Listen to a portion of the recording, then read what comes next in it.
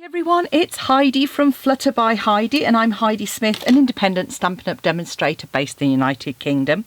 And today I'm doing Halloween. I don't normally do Halloween apart from the occasional little treat, but I saw a couple of ideas on Pinterest of various people. I'll put the links in my blog below to give credit to those original people, but I saw these really fun bat and ghost punch images, and I have to say, when I saw these little treats in my local supermarket, I couldn't resist. They're like, this one's a little ghost and this one is a little Dracula. So I thought, well, do you know what? It'd be really fun just to make a couple of little treats. My boys are a bit big for these now, but I'm sure they won't go amiss. And so it's lots of punching. So there's a couple of punches that are kind of essential. The others, you can use layering circles, for example, instead of circle punches if you've got them. Or you can use dies as well. I have used for the face the cute fruit stamp set for these lovely little smiley faces. I thought they were really fun. Or obviously hand draw them on with a gel pen is the other option, or a marker. And I've used, for my sentiments, I've actually used a retired stamp set, which I couldn't resist, I couldn't get rid of, which is this lovely spooky cat one. But it's just a simple happy Halloween and trick or treat. So these are really quick and easy to do, come together really well. I'll start off with the basic the basic piece that, to make the little wrap. So you need a piece of card that is 24 by 5 centimetres, 9.5 by 2 inches, and you are going to score. You'll need your extender bar out.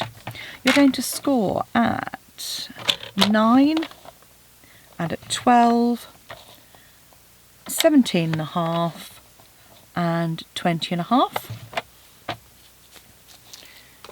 And I'm going to do the same on a piece, so that's pumpkin pie. Here's my basic black, so do exactly the same on this. 9, 12, 17.5, and in inches, 20.5 centimetres, so that's 3.5, 4 3/4, 7 and 8.25 inches. So we've got those two pieces here. We're going to need a couple of bits of Whisper White that are just 5 centimetres wide,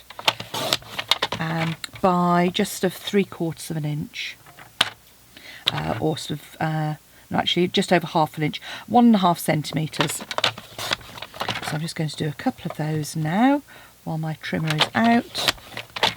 And for the other one, I used a piece of basic black that again was sort of it was about 1.8 centimetres in width by again 5 centimetres. Like so. You'll need some scraps of pumpkin pie and basic black as well. And so let's get started with our little bat. I don't know, actually, let's. I've got the black one right there. So let's get started with our ghost. Really easy. The first thing you're going to do is use. I use the fancy tag topper punch, and I just punched both ends of my card. I liked this one because it kind of reminded me a bit of a tombstone.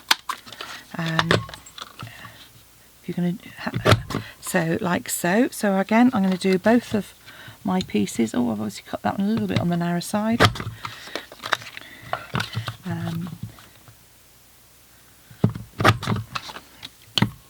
Okay, so that's punch number 1 used. I say lots of punches used, but you know, such fun. We're then going to punch some circles. So I've just used our 2 inch and 2.25 inch punch. So I did my 2 inch out of black, like so, and then my 2.25 inch. I obviously used my Whisper White.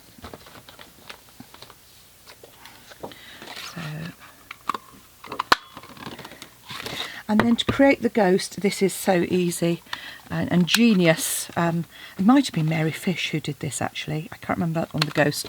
So I will put the links in. I meant to do it before I got the video, but I just got carried away. So we're going to create our little ghost. And again, while we're here, I'm going to punch my 2 inch out of pumpkin pie. just a simple 2-inch punch, and my 2 1/4 inch what did I punch out of basic black. Just happen to have a scrap here, like so. So again, you know, if you're doing lots of these, just grow a production line. These were on offer in my supermarket, obviously run up to Halloween, so they were 2 for, you know, I think £1, you know, but great, I say, just great fun. And, you know, I have to say, had I been in the office, these might have made their way onto my colleagues' desks for Halloween. As I say, we don't do stuff Halloween very much. Well, some people do here in the UK. I used to do a lot of pumpkin carving with my boys and sort of do a bit of local trick-or-treating. But yeah, not for a good many years, it has to be said. And certainly not this year.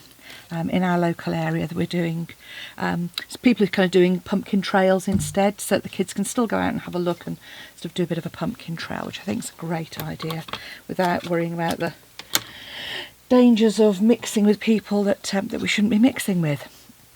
Okay, so there's our ghost. It's as simple as that tulip builder punch. You just punch one out and then add a little face on.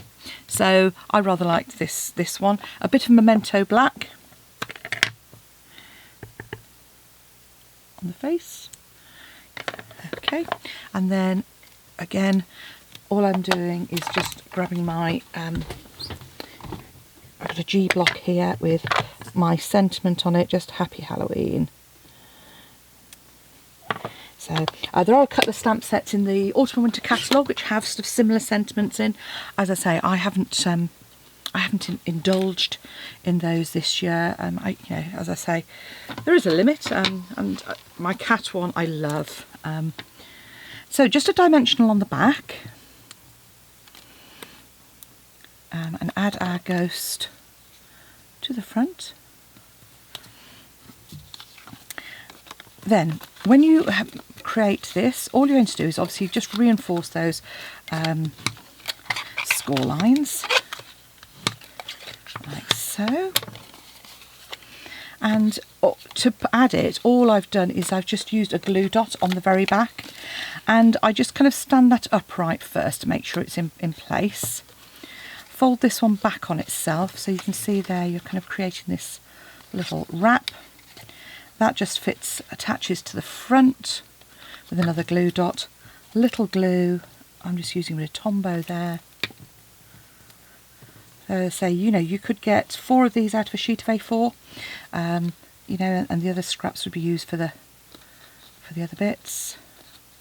So there's our little ghost one. Or it will be in a moment. It might be an extra glue dot required on there, I think. So just cut the glue dots. And I'm just lining that up, you can probably see just on the top there. And then let's crack on with our, just add a little bit of glue. Just avoid going right to the edge on that because it is slightly wider than our wrap, and also at the bottom it's slightly taller as well, so you just need to come up off the bottom. So there's our little Halloween one. So our bat, genius idea from an American demo, I'm fairly sure. All you need is your umbrella builder punch, and you just punch out 2 of the big umbrellas. There we go, 2 big umbrellas. I'm going to use my 3/4 inch punch and punch out a little circle.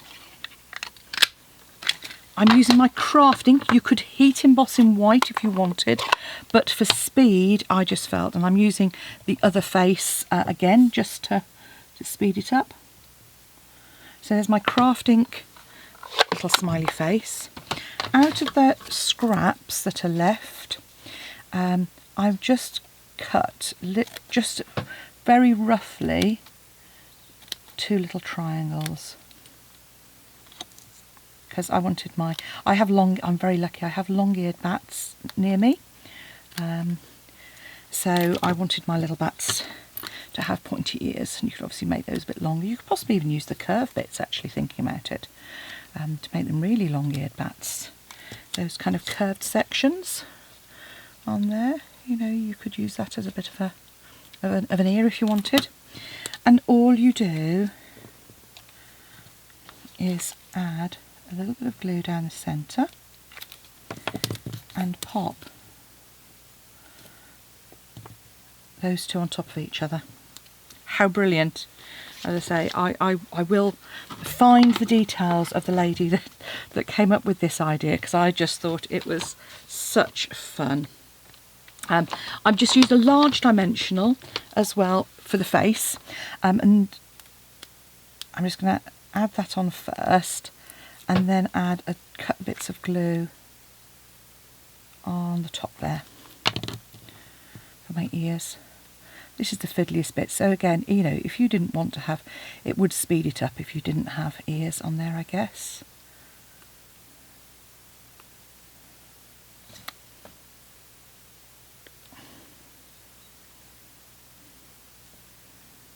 There we go. Gosh, those ears are a bit wonky. There we go. Right. And then you pop the little face, which helps that sit as well. I'm actually going to just adjust that there. Okay, and then quite simply add another dimensional onto the back there, and there you have your really cute little bat, which again, exactly the same process. Just fold this around. I'm going to add an extra little character on the inside, and again just a bit of glue on the back there.